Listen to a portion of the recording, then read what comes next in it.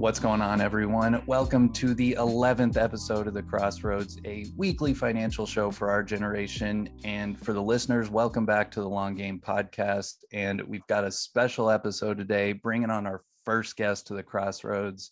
Kent Hollingsworth is a mortgage loan officer at Fairway Mortgage here in Kansas City. And today we're just going to be talking about the home buying process and what first-time home buyers should just kind of know about and keep in mind. But Thomas, what you got? Yeah, real quick before we dive into it. So this is a new thing to our show. So we haven't introduced it to anybody, but we're going to try to have a guest a month that is kind of an expert in some field that's going to be related to the clients that we work with, the audience that we have. And so Kent actually gets to be the first one that we bring on this season. But we're going to continue it forward and just bring on experts who can kind of add some value and really just hopefully let people walk away from this and have some new thoughts on whatever topic that we choose. So thought I had to add that in really quick. For sure. Yeah, no, I'm super excited to keep bringing more people on. But first, Kent, I appreciate you taking the time to come on. How are you doing? Super grateful. Yeah, this is exciting. Thanks for having me on.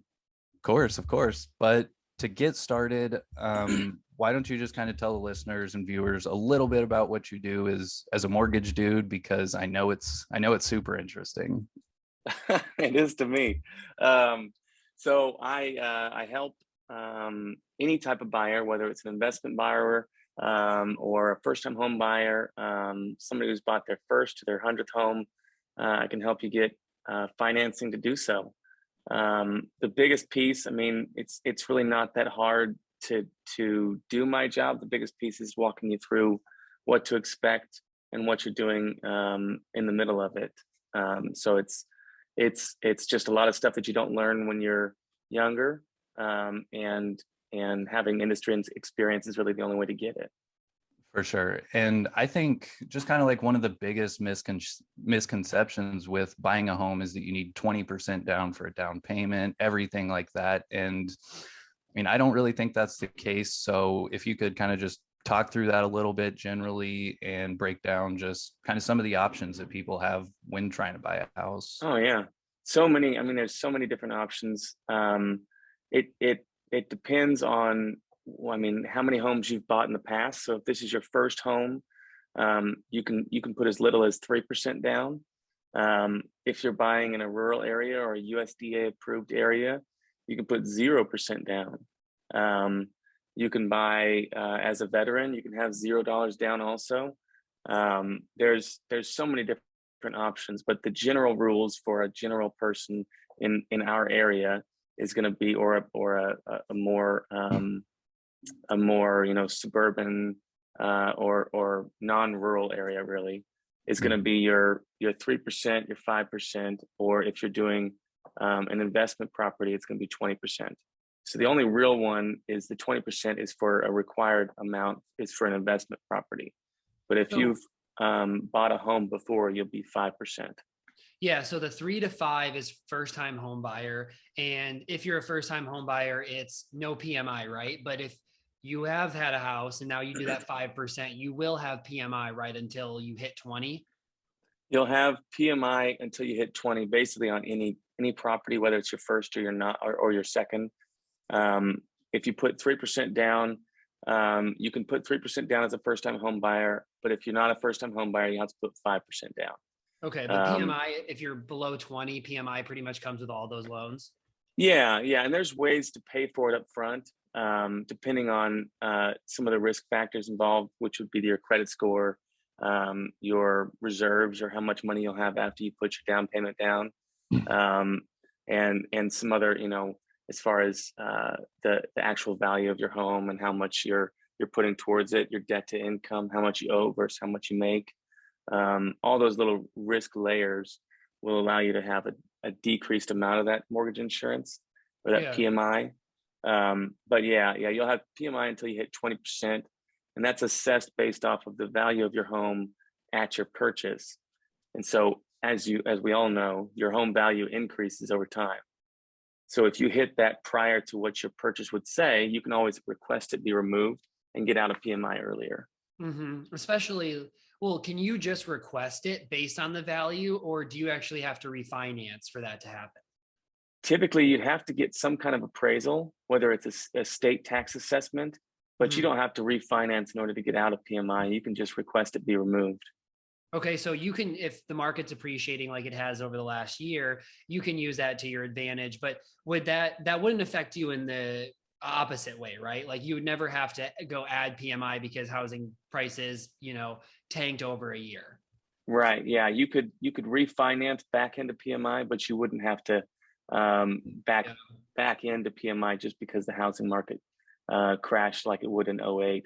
Now, that actually happening is slim to none, the chances of that. But worst case scenario, let's say it does happen, you wouldn't go back into PMI. No. Okay.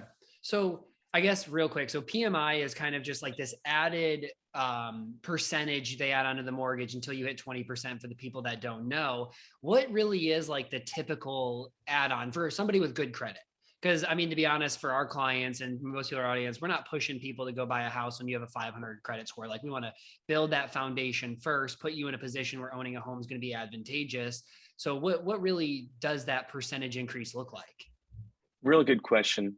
It really depends, like you said, it's a percentage increase, so it really depends upon the home's value.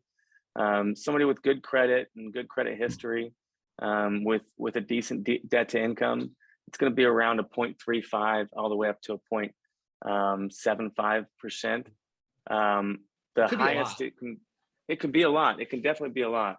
The I guess the caveat there is you also, if you have an FHA loan, the most you'll spend is a 0.85%. So if you're going over that on a conventional mortgage, I'll try and look into an FHA to try and save that monthly money back to your pocket. You can always refinance out of an FHA after a few years, only because FHA has mortgage insurance for the life of the loan, whereas a conventional loan would be that 20% max. Mm, hmm. Okay, that makes sense. So for a lot of these buyers, like, so there's always the conversation of invest versus pay off debt, and so like, it makes sense for a lot of people. Like, let's shoot for this 20%. If you can get to 20%, let's put down 20%, get rid of PMI. If you can't, I also believe that it shouldn't stop you from getting the house when that's one of your biggest goals. You find the right house. Sure, you can only put 10 versus 20. A house is something that a lot of people it's like shooting for. You want to have your family here. And so if you find the right situation and you don't have 20%, I still think it's something to go for. But talk about if you didn't have 20% down, could you pay extra on your payments that would go straight to the balance to help you get to the point to get rid of PMI?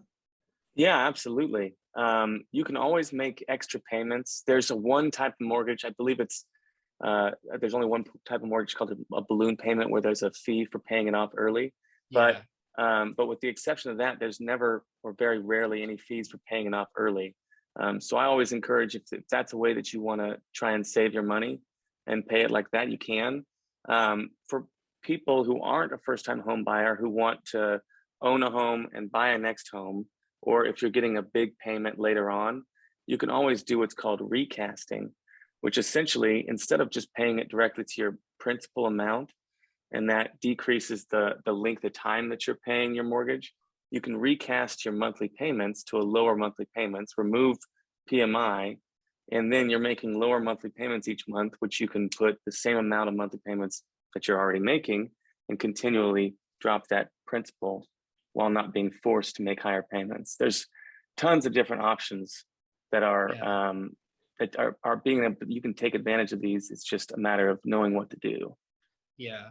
And I think that's what makes it so hard of figuring out like how much do you put down and what do you do, because it's more than even just about the numbers, because then you sit down and say, okay, hey, I'm somebody I'm not risk averse. Like I'll take risks. So to me, instead of, taking out my investments and, getting all this 20% down, 100, $200,000, I'd rather have PMI and get myself to a 3.5% or 4% interest rate to keep money in the market, knowing that one, average in the market's higher than the interest rate you're going to pay. And two, it doesn't even take into consideration, like if I take $100,000 out, it's not as equal to now I have to save that 100,000 again, because now I've also lost that time of being in the market.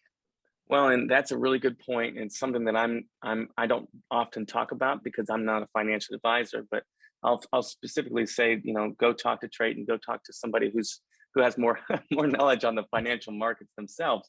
But the point is, if your home's appreciating at 4% and you're spending 3% on interest, you can save that money that you're losing on interest and already gaining back more than in appreciation each month, and take that extra money that you'd be saving and put it towards the market to earn what, 8%?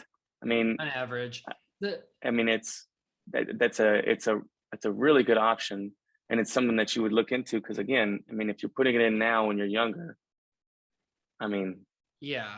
And I think the interesting part too is like the way that I view homes is I view homes as like a place to build a life, not as like, hey, this is this great investment. And numerically, long term, it's going to end up being better than renting. But it's not like, I have this tweet that's kind of going viral right now that I said that people view a house as a really great investment simply because it's one of the only investments they just let compound for 30 years. And so in your mind, you buy 300,000, you sell for 600,000, but that's how most people view a house: as bought 3, sold for 6, I made 300,000. But it's like, all right, including the mortgage, you probably paid 450, and then $2,000 a year in maintenance, and then property taxes. Like at the end of the day, it's kind of a wash. Maybe you gain a little bit. And so my big belief on the house is buy the house because it's where you want to build a life. Buy the house because you don't want to move often. Buy a house because you want to have a yard for your family. Buy a house, all of those reasons. Don't simply buy a house because your parents told you like it's going to be the best investment that you've ever made, because that's just kind of really a myth around it. yeah, it's not an investment; it's a lifestyle decision. Mm-hmm. You're really making a choice on what you want your life to look like, and if it's with a yard and a single property, then that's a buying a house. But Yeah. yeah, it's not an investment decision. It should never be that way unless you're just running out of ways to invest, I guess. Right. Um, but if it is the choice that you want to go with, I mean, talking Mm-hmm. to a financial planner, knowing what you should be doing on down payment amounts is a wise decision. Mm-hmm. Um, just because there's wrong ways to do it, and if you pay your mortgage off in 50 or 30-year mortgage off in 15 years, maybe you save 50 grand. That's a lot of money. It's more money than I've got expendable, that's for sure. Yeah. Um, but you lost out on a million. So I Yeah. mean, Of what you could invest, the of difference what between you the could have 15 and invested in. 30. Yeah. My Yeah, big it's thing not even a too, my big thing on the 15 to 30 year is the lack of options. So, if you have a 30 year and it's 1,500 a month, and you jump to a 15 year and it's 2,800 a month, that could be really great today. Like, let's use you for example. You could be, helping, getting a ton of commission, all these great things. And then 5 years from now, you could say, you know what, I'm kind of burnt out of this. I want to go start my own business. But because you have this 15-year mortgage, it might hold you back because your monthly fixed costs are so much higher. But then people always say, well, then you'll just refinance at that time. And if it was today, sure, that's an awesome option. But now you're betting on what interest rates are going to look like. I wouldn't want to refinance if, it hits 6%. And so, putting yourself into too high of fixed costs can really stop you from having that option in the future. Yeah, I completely agree, and I worry that people are looking at the interest rates, slowly increasing, and thinking that things are going into a really bad atmosphere. The issue that I'm having here is they're still at decades low rates. Yeah. The 100%. first home that I got was at a 4.25 rate, and I was ecstatic. I mean, absolutely incredible. And you'd say that to somebody now, and it's the worst rate they've ever heard, Terrible. because they haven't been there in so long. But Yeah. but at the same time, I mean, your home in this area is appreciating right around 4% a year. I mean, last year was a bit of an oddball, but it was more like 6.5. Yeah. It But was still, crazy. in some areas, it's going a little bit higher than that. But And at even the end of the 20, day, go on. you're still making more money if you invest it in the market than if you just get a 15-year mortgage and put yourself in a forced Yeah. payment.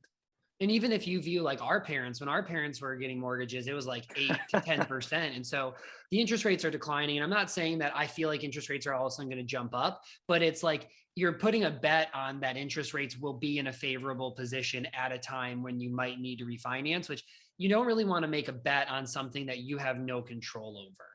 Yeah, absolutely. Absolutely. And Yeah. I have one more thing I want to say, and then I'm going to let Trey ask questions, but there's something that you slid in before about like buying a rental property or an investment property that I think most people don't know. Well, either most people think you have to have 20% all the time, or they just think that you don't. And so you made that big point that if you are going to have an investment property, you do have to have 20% down, which I think is super important to note, because a lot of people our age, rental properties or investment properties are a huge goal of theirs. But question on that. So I know one option people use is, hey, I already own my primary house. And if I would go then buy a new house, I could go get a new primary mortgage right on that new house. And even if I had less than 20% on the other one, I could turn it into a rental property, correct? Yeah, if you own your home free and clear, or if you currently have a mortgage on your primary home and you're moving to a new home, hypothetically, you could use that former home as a rental property and move into a new one. Now, there are stipulations on that, and that would have to be on a per person basis. And there's Yeah. certainly ways that we could get, you could get in trouble with that, but that would be something that you should talk to your mortgage advisor about for sure. Okay. No, those are good points. Yeah, Did you no, this was such a good conversation. Like I didn't even want to jump in and add anything to it because it was going so well. But I think like really the last question that I want to ask could help a lot of the viewers and listeners, because I mean, I know a lot of our audience is mid, low 20s. So if I have, let's just say I've been looking on Zillow for the past year at houses and things, and aside from the fact of it being Zillow, like if I'm ready to start looking for houses and things like that, what would be like some of the first couple steps you would take, like for pre-approval letters, like making sure you have good credit, like things like that? Like, do you have just a couple key things to keep in mind with that? Yeah. Number one, there's three places money come out when you're closing a home. There's your down payment, which is what everyone considers the only thing, or most Yep. first-time home buyers consider down payment as the only place their money's coming out. But there's also your closing costs, which are going to be your appraisal, your fees, recording, title, all sorts of things that end up adding up, and then your escrows, which is your taxes and insurance. Now, on your rental properties, when you're paying rent, you're just paying rent, and then you also have an insurance company for rental insurance. Those are all together on a mortgage. So you have to start your escrow, you pay insurance in advance, and you pay taxes and arrears. So you're paying for 3 months of taxes when you start, usually about 3 months of taxes on average. And then you're paying for 15 months of insurance. So your first full year plus 3 months to build that escrow. And your escrow is just a bank account that your mortgage holds, and it builds up each month that you're paying your mortgage in. It adds to that escrow. And then at the end of the year, when your insurance is due or your taxes are due, your mortgage company pays that instead of you having to pay for it. It's something that you have to start in order to get a mortgage, or 99% of people start it. You can get out of it if you want to, but it charges higher rates. There's really no reason to. So that's the biggest issue that I run into with first-time home buyers, is not knowing that there's those three pieces. Can I add one thing? Yeah. One other thing that I found that people overlook is like when they're going from renting to buy a home, is we're going to have to furnish this whole home now.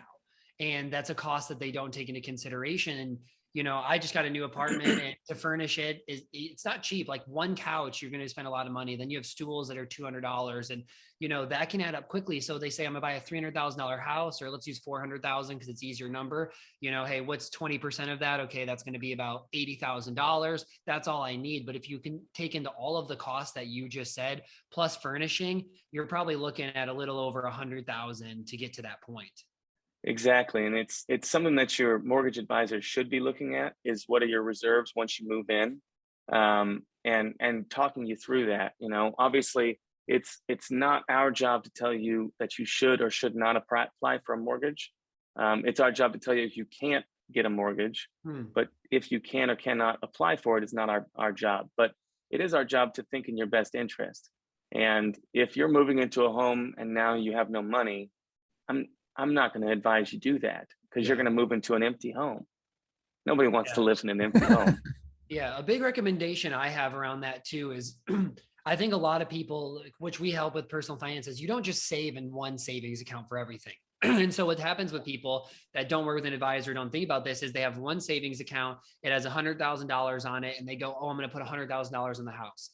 But in my experience, I work with 50 households of millennials. I've worked with, 80 plus over the last 2 years. Is that happens. And in the first 3 months, something goes wrong with their house every single time. There's a furnace that goes out, or like something happens with your lawn or a toilet or whatever. And all of a sudden that's like a $5,000 expense that people are like, oh my gosh, how am I supposed to pay for it? And it's like, well, exactly. You need to still have an emergency fund. And the other thing I would add is once you own the house, you need to reevaluate your emergency fund. When you rent, your emergency fund can be way lower, but now that you own, your emergency fund needs to reflect now your new costs of what that home is inside of it. 100%. Yeah. I make the joke that when I was renting, I would call the landlord to change a light bulb. I'm not doing anything. Yeah. But when you own a home, I mean, everything is on you and you got to be creative. And unfortunately, some of that ends up coming out of your pocket. There are home warranty services that you can use. Talk to your real estate agent, talk to your loan advisor about those. There are good ones and bad ones. So it's kind of like your doctor in that case. You want to make sure that you just give them everything that you can. Don't hold back any information to try and stay private. At this point, we're working as a team here. You got to be honest on what you want and what you don't want. But those places for the home warranties, they can really help out. Yeah. But it kind of depends upon what you put under there. Also, if you only record your dishwasher under the home warranty and your furnace breaks, that's tough. Yeah. Yeah, no, that's a good point. And I think, so the emergency fund plays that role of emergencies. But other thing I also recommend to people is have an account that is more for non-emergencies. So like those small type of things that you can expect, I think the number people say is like 1% to 2% of your property value a year in maintenance.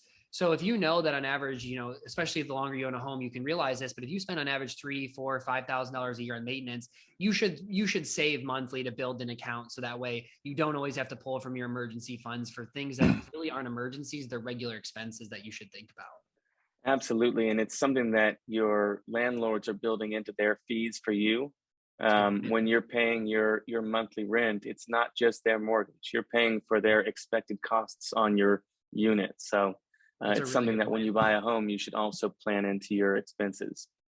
Yeah. And one thing I wanted to ask real quick, probably last question, but I think it can bring a lot of value specifically to our audience, because we do have a lot of small business owners and freelancers and creators and things like that. And something I've always heard is that when you work for yourself, it's a lot harder to get a mortgage because you don't have that W-2 income. And I was just kind of curious if you've had any experience with that so far on your end, and kind of what all plays into that. Like, is it literally just the difference between W-2 and 1099 income, or does debt to income play into that? Because I know like a lot of business owners write a lot of things off, and that could kind of hurt them if trying to get a mortgage in the future. Yeah, that's a great question. Really, the biggest part is that there's 2 years required of history for a self-employed buyer. You got to have 2 years of tax returns to show us how much you're making, but also show us a stable income. And everything, just like insurance, everything with mortgages is based off of assumed risk. Your rates are based off assumed risk. Your mortgage insurance is assumed risk. Everything is going to be is expected to stay the same. So you're going to have to present a P&L for this year also. So you've got 2 years of tax returns, plus you've got the first couple quarters of profit and loss reports. But I mean, really, it's not as difficult as it might sound. It's more documentation, but you're already self-employed. You're already doing it. Yeah. So it's just a matter of going through that. Also, I work with CPAs often, especially with self-employed borrowers. So those CPAs, if you give me their number, they're typically willing with a written and signed notice of allowing us to work together, notice of compliance, basically, just says that we can work together and I can release your information to this loan officer. But they'll help us out with some of those P&Ls, so you don't have to do extra work. I mean, part of my job is to do this work for you. Just let me do it. But the other side is ask questions. If you're concerned about what, this year I don't think I'm making as much as I did last year. Is that going to be a problem? Maybe. Let's talk. Let's see it. At the end of the day, it's really just a matter of how much information are you willing to share so that we can do this as easy as possible. Yeah. And I think the big misconception here too is I think people view that for self-employed people, it's harder, but it's only really harder in the viewpoint of business owners try to show the least amount of income as possible to pay the least amount of taxes. And so by doing that, you are able to get less of a loan because you have less income. And so that's something to be aware of for people. Yes, it's great to defer taxes, but if you're going to buy a home in the next couple of years and you're showing $40,000 of income, it's going to be hard to get a house when technically through distributions and everything else, you might be taking $200,000 to $300,000 or deferring, in your solo 401k, $50,000 or whatever it is. Like that's the bigger point from it, right? 100%. And that's the biggest issue. I was just about to say that. The biggest issue that we run into is these, you're writing off all of your income to taxes for depreciation, for costs, for whatever it is that you're doing. It's you're making $100,000 a year, but you're making $2,000 or $12,000 a year as your actual income. Well, your debt to income, which is just how much you make versus how much you owe each month, is going to look like, you make nothing. Even though you and I both know that's not true. Yeah, 100%. No, this was awesome, man. Ken, I honestly learned a lot. I'm probably going to go back and listen to this before I have conversations with clients, but I think this was a really great way for us to start, bringing somebody else on. I think you added a ton of value, and for our listeners, I think they can walk away and, know some things that they didn't know before. So we appreciate you coming on. Thanks everybody for listening. Please again, rate, subscribe, follow our YouTube channel. And we'll see you back next week.